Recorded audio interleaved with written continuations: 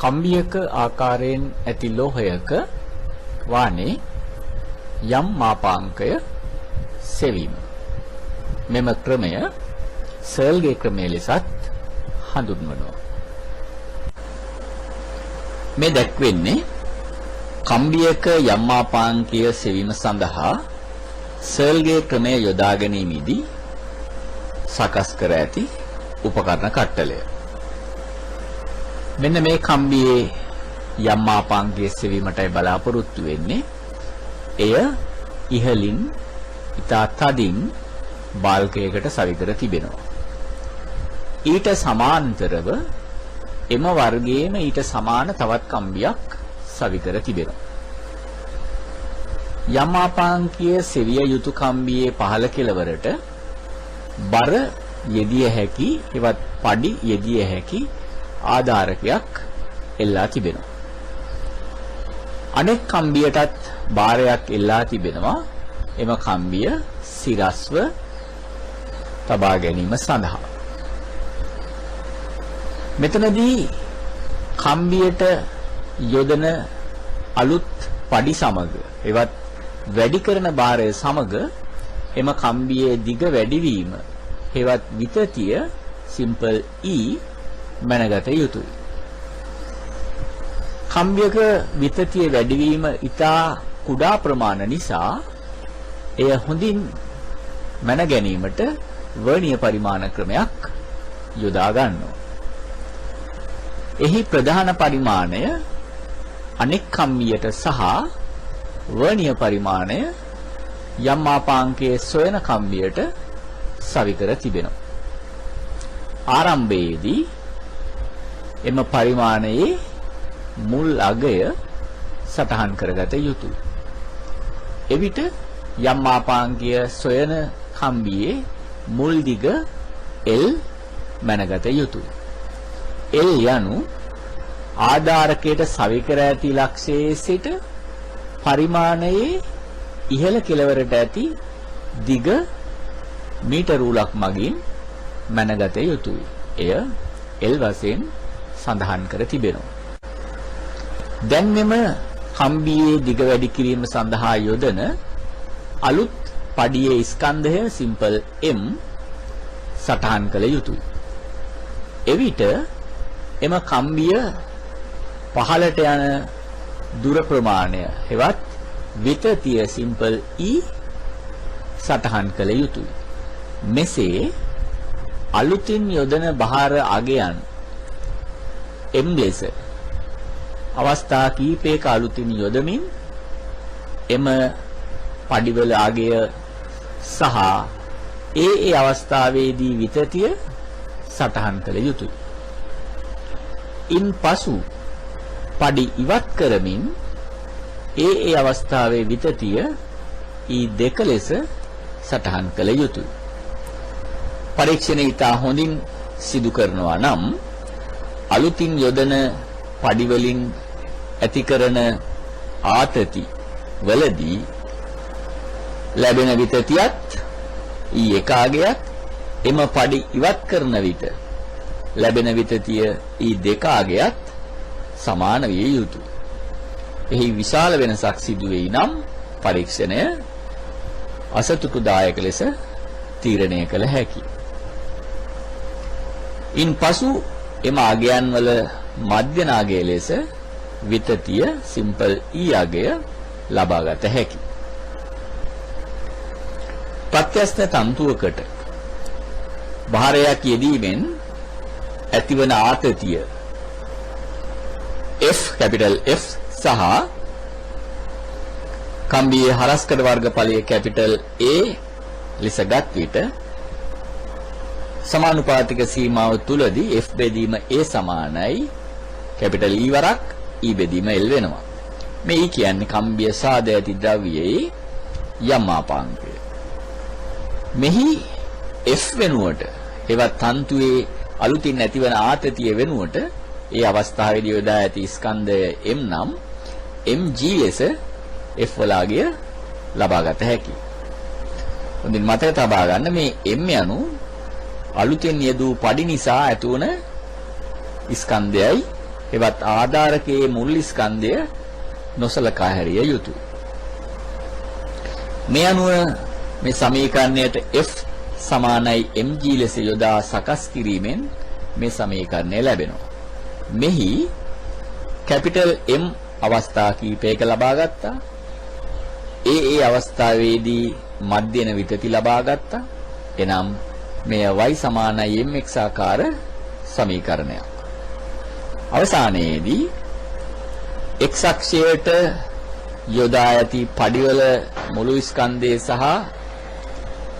y අක්ෂයට ඒ අවස්ථාවේ විතතිය සටහන් කිරීමෙන් මෙම ප්‍රස්ථාරය ලැබෙනවා. එහි අනුක්‍රමණය මගින් GL බෙදීම EA ලැබෙන බව පැහැදිලි. G කියන්නේ ගුරුත්වජ ත්වරණය. එතකොට කම්බියේ මුල් දිග මේ ආධාරක ලක්ෂයේ සිට වර්ණීය පරිමාණය ඉහළ කෙළවරට දිග සිම්පල් L මීටර රූලකින් මැන ගන්නවා කීවා. කම්බියේ හරස්කර වර්ගඵලයේ කැපිටල් A සොයා ගැනීම සඳහා කම්බියේ ස්ථාන කීපයක විස්කම්භය මයික්‍රෝමීටර ආමානයකින් මැන එමගින් කම්බියේ අරය සිම්පල් R සොයාගෙන හරස්කර වර්ගඵලය A සමානයි π R වර්ගය ලෙස ගණනය කර මෙම A අගයට ආදේශ කිරීමෙන් ප්‍රස්ථාරයේ අනුක්‍රමණය සොයාගෙන යම් මාපාංකය ලබා ගත හැකි බව පැහැදිලි. අපි දැන් පරීක්ෂණයේ අවස්ථාවක් දෙකක් බලමු. පළමුව මෙතන වර්ණීය පරිමාණයේ පාඨාංකය සටහන් කරගත යුතුයි. එය බිඳුව වීම අනිවාර්ය නැහැ. නමුත් මේ ආරම්භක පාඨාංකය සටහන් කළ යුතුයි. දැනට යොදා ඇති ස්කන්ධය බිඳුවයි. එනම් මේ පඩියේ නැත්නම් මේ ආධාරකයේ ස්කන්ධය අවශ්‍ය නැහැ. අපි ආරම්භය සලකන්නේ බිඳුව ලෙස. අලුත් ආතතියක් නැති නිසා අලුතෙන් එකතු කරන පඩිවල ස්කන්ධ පමණයි m ලෙස සටහන් කරන්නේ. එhmenan දැනට m සමානයි බිඳුව, e විතතිය සමානයි බිඳුව. අපි දැන් පඩියක් මේකට එකතු කරනවා. එවිට කම්බිය ඇදී පාඨාංක වෙනසක් දැක්වෙනවා. දැන් අපි පාඨාංකය සටහන් කරගෙන මුල් පාඨාංකය සහ දැන් පාඨාංකය අතර වෙනසින් කම්බියේ විතතිය E සොයා එය සටහන් කර ගන්නවා. M ලෙස මේ අලුතෙන් යෙදූ පඩියේ ස්කන්ධය සටහන් කරනවා. එමනම් අලුතෙන් යෙදූ පඩියේ ස්කන්ධය M සහ විතතිය E සටහන් කළ යුතුයි. ඉන්පසු නැවත පඩියක් එකතු කරනවා. දැන් නැවතත් කම්බිය පහළට ඇදෙනවා. දැන් M ලෙස සලකන්නේ මේ අලුතෙන් යෙදූ මුළු ස්කන්ධය. එනම් මේ පඩි දෙකේම ස්කන්ධය. M යනු මුළු ස්කන්ධයයි, E යනු මුළු විතතියයි. ආරම්භක පාඨාංකයේ සිට දැන් පාඨාංකය අතර වෙනස E ලෙස සටහන් කර ගන්නවා.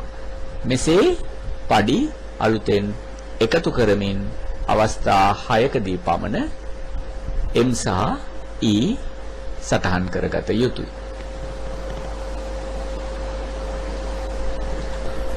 මෙම පරීක්ෂණයට අදාළ විශේෂ කරුණු කීපයක් සඳහන් කරනවා නම් පරීක්ෂණය සඳහා සිහින් දිග වැඩි කම්බි භාවිතා කිරීමෙන් වැඩි විතතියක් ලැබෙන නිසා විතතිය මැන ගැනීම පහසු වෙනවා.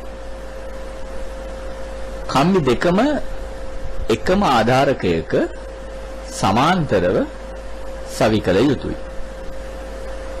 කම්බි දෙක ආරම්භයේදී සිරස්ව පවත්වා ගැනීම සඳහා යන්තමින් ඇදී තිබෙන බහාර යොදා තිබිය යුතුයි. මෙසේ එකම වර්ගයේ සමාන කම්බි දෙකක් සමාන්තරව යොදා ගැනීම නිසා ඇතිවන වාසි නම් 1. ආධාරකයේ පහත් වීමෙන් සිදුවන දෝෂ ඉවත් වීම. දෙක උෂ්ණත්වයේ වෙනස් වීමෙන් ප්‍රසාරණය නිසා සිදුවන දෝෂ ඉවත් වීම සිදුවන බව මතක් කළ හැකියි. පඩි එකතු කිරීමෙන් සහ පඩි අඩු කිරීමෙන් අවස්ථා දෙකකදී විතතිය සටහන් කර ගැනීම නිසා පළවෙනි කරුණ යම්මාපාංගය සෙවීමට යොදාගත් කම්බියට බර යෙදීමේදී ඉහළ කෙළවරින් සුළු වශයෙන් හෝ ලිස්සා යාම නිසා සිදුවන දෝෂ හඳුනාගත හැකි. දෙවන කරුණ කම්බිවල මුලින් යම් ඇද සහිත තැන් නැවී තිබූ තැන් පරීක්ෂණය තුළදී දිගහැරීම නිසා දෝෂ සිදුවේ දැයි සොයාගත හැකි. තුන්වෙනි කරුණ නම් පරීක්ෂණයේදී ප්‍රත්‍යස්ත සීමාව ඉක්ම වූයේ දැයි සොයාගත හැකි. නැවත මතක් කරනවා නම් යම්මාපාංකයේ සොයන කම්බියේ මුල් දිග මැනීමේදී ආධාරකයට කම්බිය සවිකල ස්ථානයේ සිට වර්ණීය පරිමාණය සවිකල ස්ථානයට ඇති දිග මීටර රූලකින් මැනගත යුතුය. කම්බියේ විස්කම්භය ඉතා හොඳින් මැන ගැනීම සඳහා ස්ක්‍රූ වාමානයක් යොදාගත යුතුය.